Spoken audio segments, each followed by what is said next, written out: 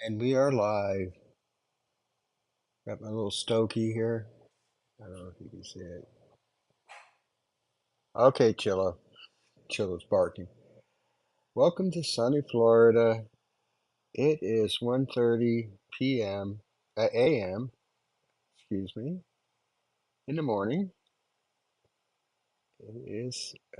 Let's see. It is Monday morning, the 22nd, and it's 48 degrees. I'm going to play an old NASA video on Gemini 4. Gemini 4 had James McDivitt and Ed White. Quiet, Jolo. as, as astronauts on Gemini 4. Ed White was the first U.S. astronaut to walk in space. Unfortunately, he was in the Apollo 1 fire. Without further ado, let me go ahead and play the video. Bye for now.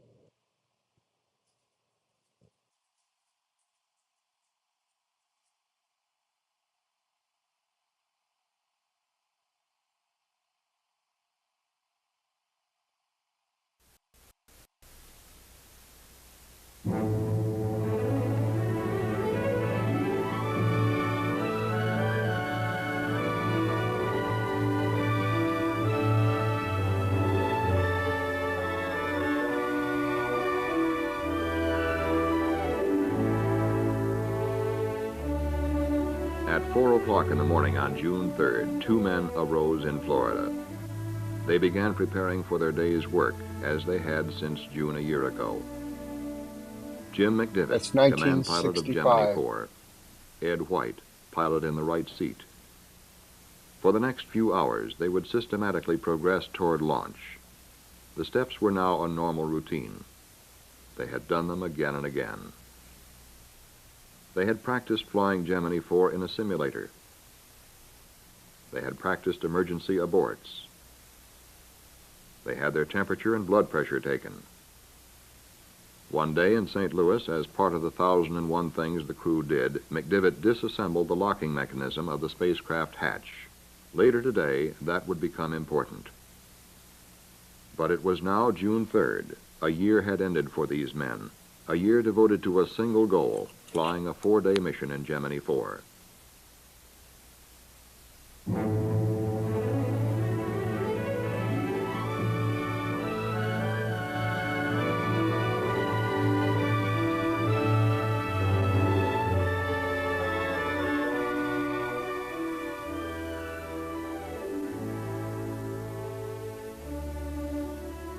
In America's first long-duration mission, Gemini 4 would complete 62 revolutions. The flight plan called for the spacecraft to be inserted into orbit at 32.5 degrees north latitude at 185 statute miles in altitude over Bermuda. People were already adding a new word to their vocabularies, EVA. It stood for extravehicular activity.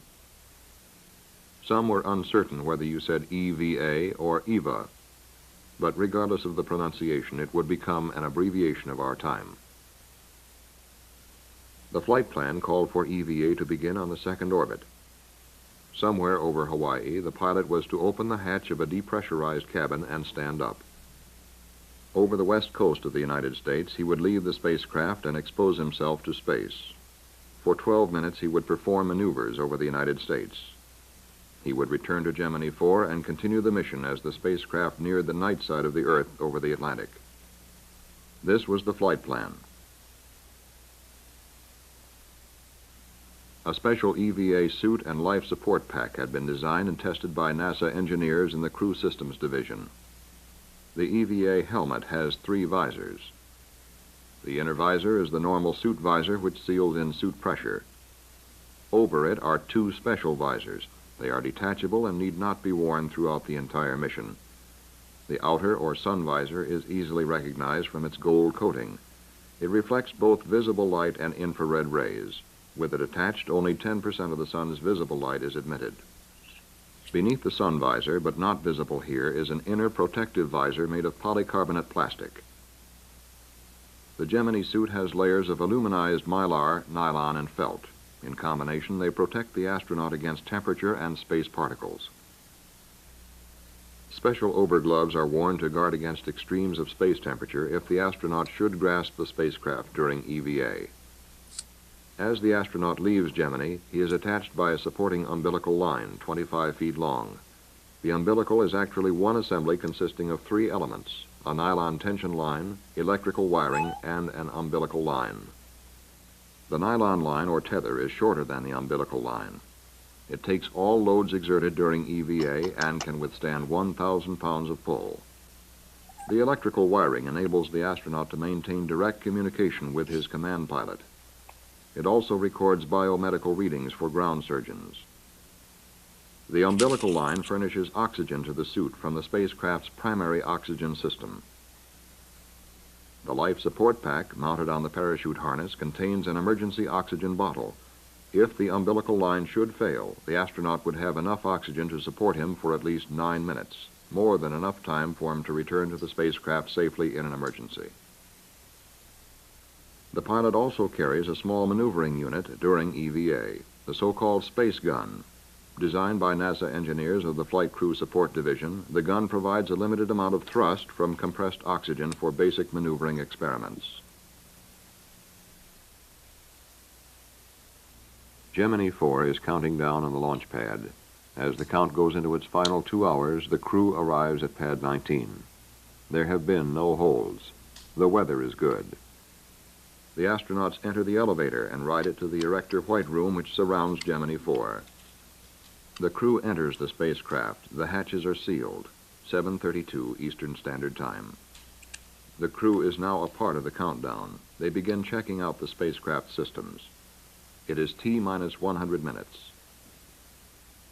The launch vehicle and spacecraft continue the clean count, interrupted only by a balky erector which didn't want to lower properly. That cost us some time, but presented no serious problem.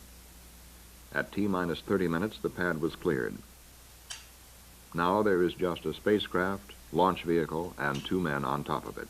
All systems are good at this time. The launch control at the Cape. T-minus 10 minutes and counting. 6 minutes before launch.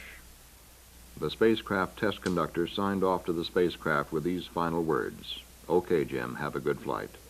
5, 4, 3, 2, 1, 0.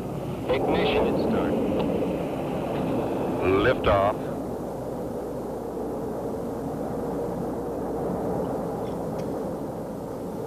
At 10:16 Eastern Standard Time, Gemini 4 was on its way.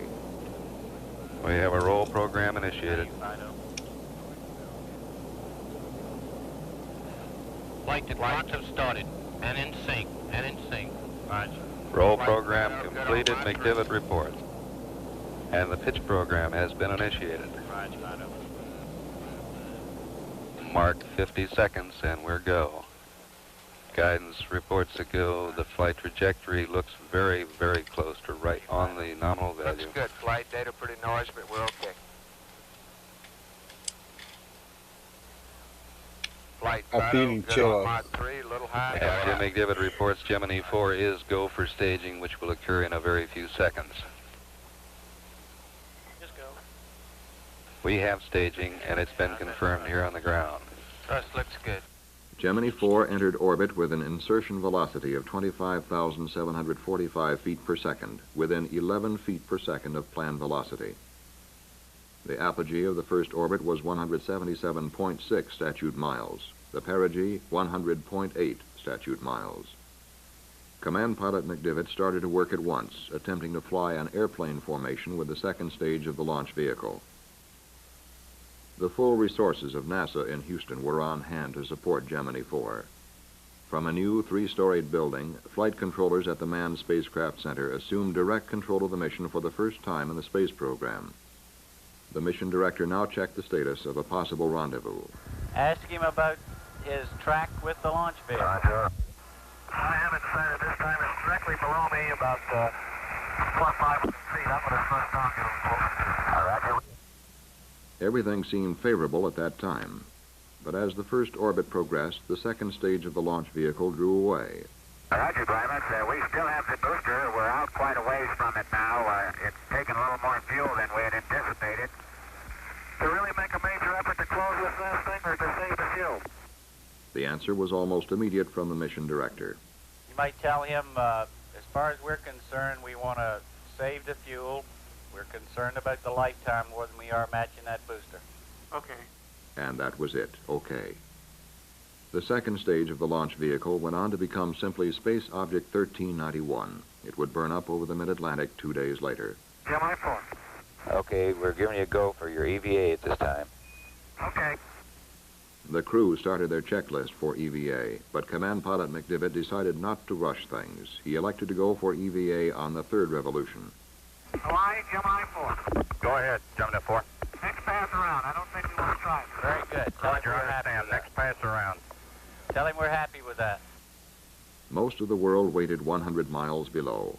The crew had completed final preparations. The cabin was depressurized and the hatch open. Coming up on Hawaii, McDivitt reported that he was satisfied and ready to begin EVA. Surgeon, you ready to have him get out? Roger, flight, we're go. He's got some nice elevated rates, which we expected, and he's really speeded it up, but he looks great. Let's go. Okay. Hawaii, Houston flight. Houston flight, Hawaii, Capcom, go. Tell him we're ready to have him get out when he is. Gemini 4, Hawaii, Capcom. We just had word from Houston. We're ready to have you get out whenever you're ready. Okay, we've got our go now. Is that right? Affirmative. Okay, we're still doing a little work right here. Roger, understand. Get his status, Hawaii. Gemini 4, Hawaii, Capcom. Okay, I'm separating from the spacecraft. Okay, separating from the spacecraft this time, Hawaii. Okay, my feet are out. I think I'm dragging a little bit, so I don't want to fire the gun yet. Okay, I'm out. Okay, he's out. He's close to free.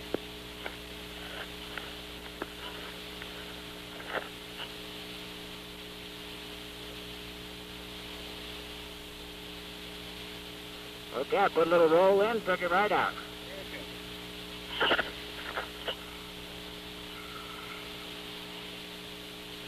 Am I in your view, Gimbal? Well, you know, I can't see it, I'm afraid. Don't sweat it, I'll come over to you.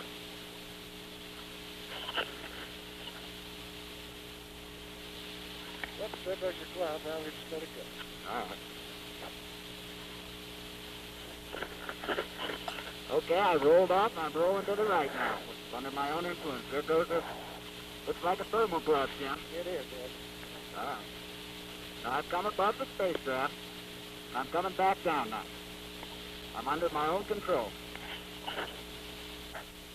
Okay, I'm coming over. It looks beautiful. I feel like $1 million. I'm coming back to you.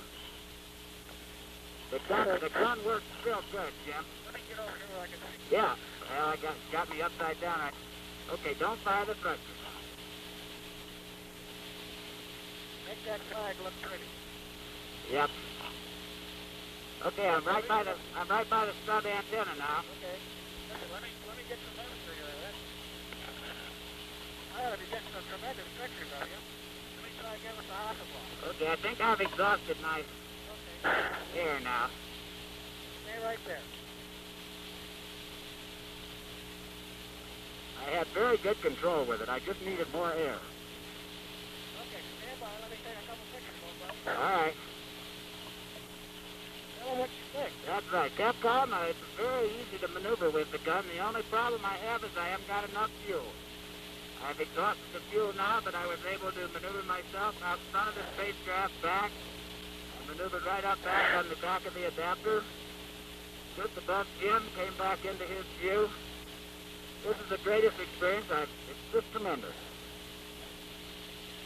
Right now, I'm standing on my head, and I'm looking right down. It looks like we're coming up on the coast of California.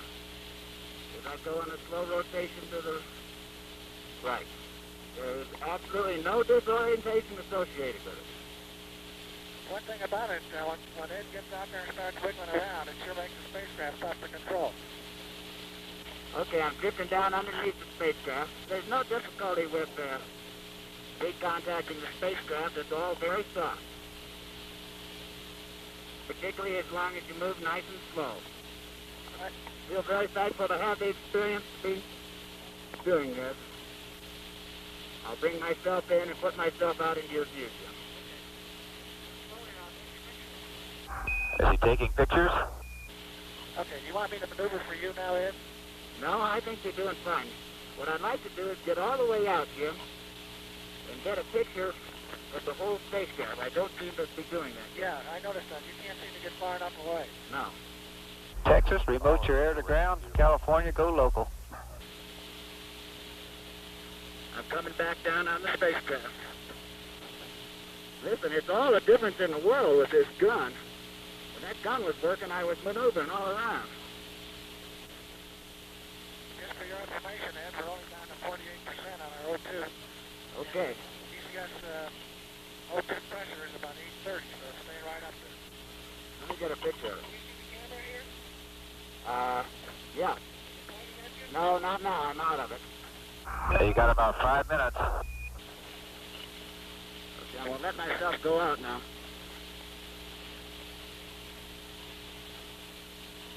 Gemini 4, Houston. You know, Ed, the thing about the reference you were talking about looks like it's to your right. Yeah, you don't even need one. Gemini 4, Houston, Capcom. Josh, this is Jim. Got any message for us? The flight director says get back in. Okay. One. Where are we over now, Jim? I don't know. We're coming over the west there, and they want you to come back in now. Back in?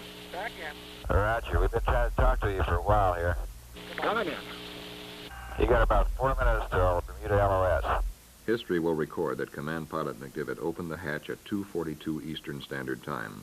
And a little after 3 o'clock along the eastern seaboard, Pilot White had opened up a new frontier for Americans to explore. In 21½ minutes, EVA was completed.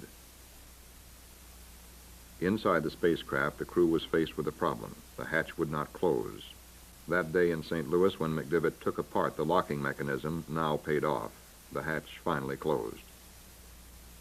The cabin was repressurized, and the mission settled back into its 4-day cycle. The crew was busy stowing the extra equipment. What do you say, Gus? He said he's busy and he'd rather not talk to us. Roger. America settled back into its daily routine. TV and radio returned to their regular programs. News reporters and editors concentrated on other stories. Like their earthbound counterparts, the crew settled down to working, eating, sleeping.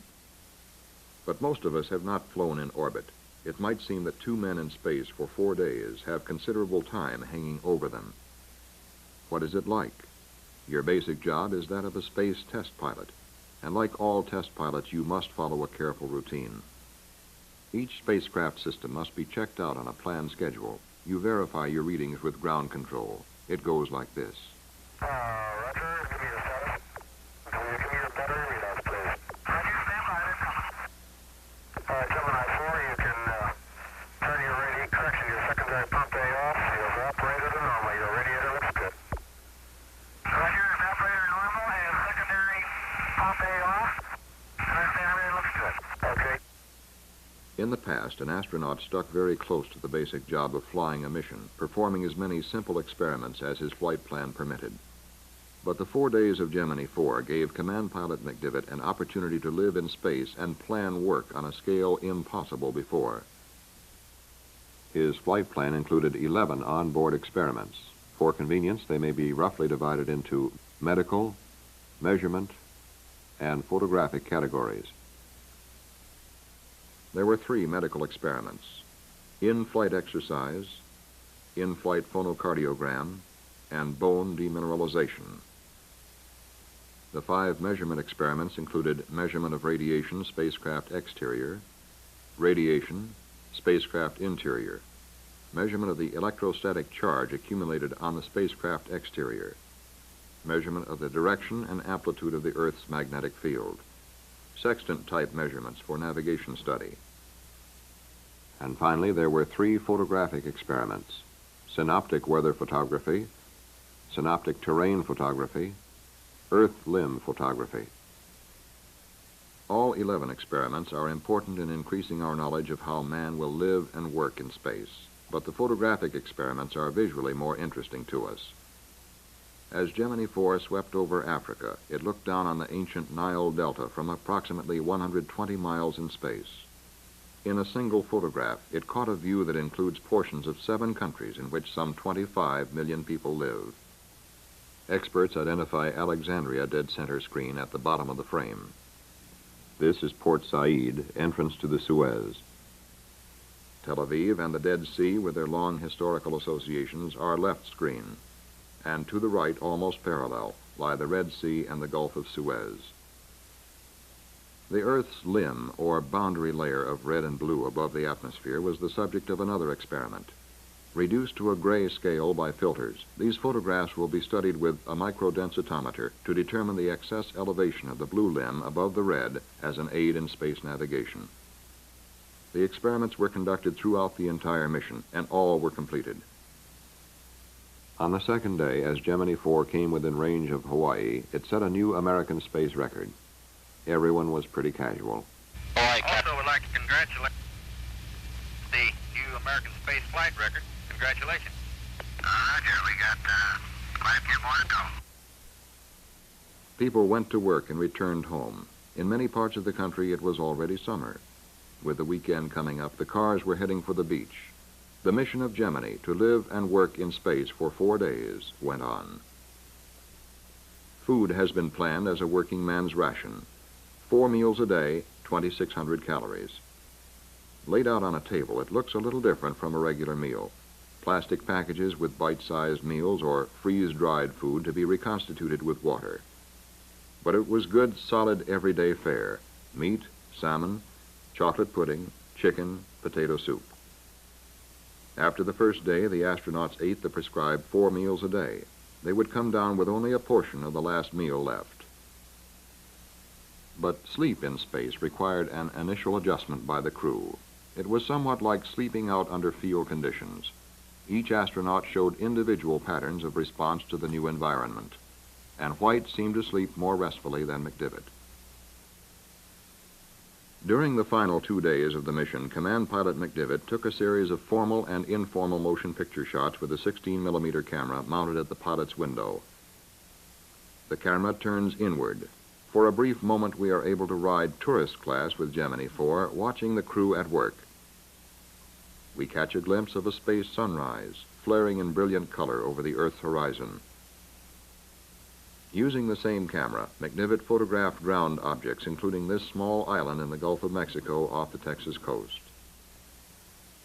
On another occasion, he photographed approaches to Yuma, Arizona. The detail seen here shows great promise for scientific exploration of the Earth, heretofore impossible. Using this technique, we could chart the major currents of the ocean, study weather patterns, and map the geology of the Earth. Shortly after the new shift came into mission control on the 4th day, the first spacecraft problem arose. The computer did not function. Be advised that even when I turn off the computer satellite switch, I still have the malfunction light on. We'll work on it. We'll give you an answer when we get one. The malfunction was pinpointed in the 49th revolution. When it did not clear up, Mission Director Christopher Kraft made a decision. Gemini 4 would go to a rolling re-entry. He immediately queried the command pilot. Hey, Gemini 4, what is your feelings on a rolling re-entry versus a 90-degree bank angle? We're recommending rolling here. Yeah, get the job done, so why don't we go ahead with it? The 60th revolution, the 4th day, and the computer out, but no problem.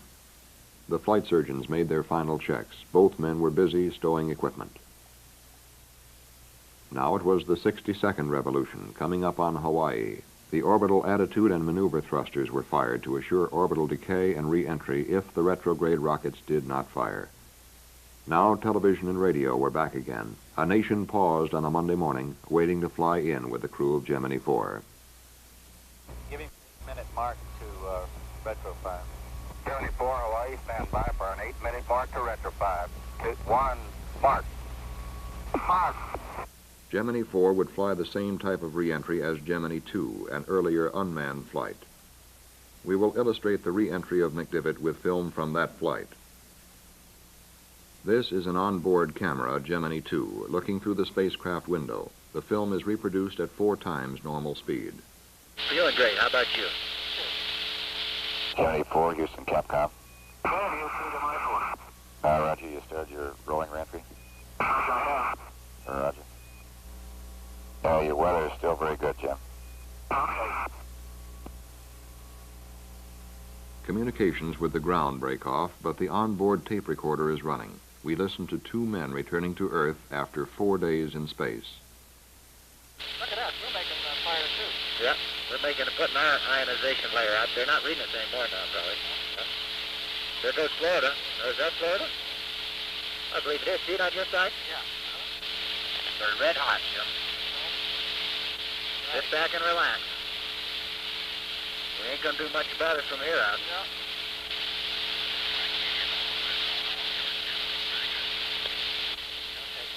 Get ready for the G, Lance.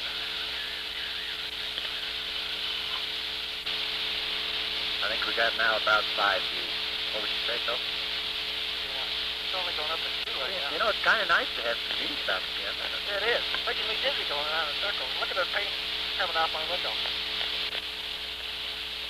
Roger, Kickapoo. We're just about ready to put the parachute out. Stand by. Here, parachute's coming. There's a D-reef. There's a D-reef. And it's a good one, isn't it? There's a reef. Nobody can read me now, but does that parachute look great? You're not kidding. During re-entry, the USS Wasp launched 13 search and recovery aircraft. Gemini 4 splashed down at 12:13 Eastern Standard Time, June 7, 1965. It was sighted by a search aircraft 7 minutes later. Navy frogmen swiftly attached the flotation collar, and at 12:39, Command Pilot McDivitt opened the hatch. Both men took a deep gulp of fresh air. 4 days in space had ended. The command pilot requested a pickup by helicopter, and in a matter of minutes, the prime recovery helicopter had the crew safely on board. They were flown to the deck of the Wasp. Admiral William McCormick, commander of the Western Atlantic Recovery Forces, and his staff offered the first formal congratulations on the flight. The crew then walked to the carrier elevator, bound for their physical examination. A long series of physical examinations would follow in the days ahead. The condition of both astronauts was excellent. While the doctors were examining the crew, another group of men were scrutinizing other data just as closely. The engineers who designed the spacecraft and solved the problems took a hard look at what happened. They analyzed miles of coded tape which spell out each detail of the mission. The results were more than a demonstration of man's ability to go into space and return. Gemini 4 was a major advance in manned spaceflight operations, the first time 2 men had spent 4 days in space. The crew, eating, working, sleeping in space, demonstrated that man can perform a number of functions in the exploration of space in a properly controlled environment and suffer no significant ill effect from extended spaceflight. Colonel White demonstrated that an extravehicular astronaut could travel in a precise manner from point to point. For the first time during an extravehicular activity, the spacecraft was flown with steady control by its command pilot. Colonel McDivitt also performed re-entry under manual control, further evidence that man can circumvent problems which arise by carrying out a primary operation in a straightforward manner. Gemini 4 was an encouraging landmark in relation to the future objectives of both the Gemini and Apollo programs.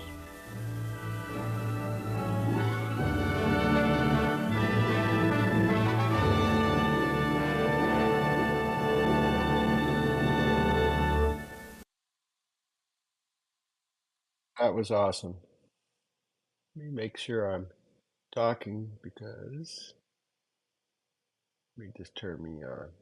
Okay, I can hear myself. That was a good video on Gemini 4 and the first spacewalk. It was an old NASA video.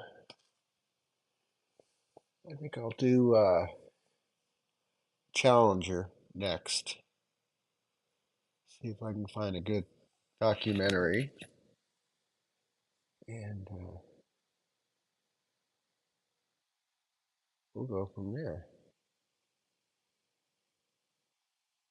Let's see what I got going here.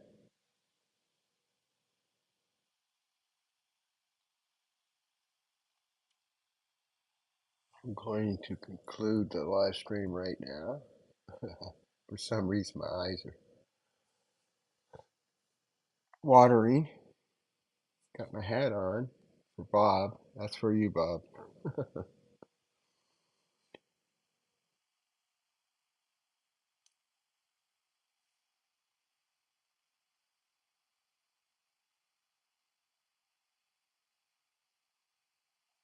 So for now, I want to bid everybody a good night. See you at the next live stream. The next launch, SpaceX launch from here is Tuesday. Can't remember if it's at 4:30 or 5:30 in the afternoon. From actually it's from Vandenberg. I'm sorry. I need to make a little list.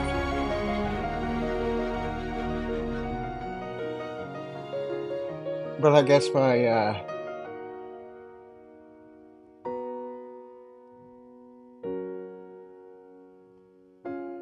mistakes are part of the show. I make mistakes all the time. But you all have a good night, and we'll see you later. I don't have my glasses on, so let me get rid of me.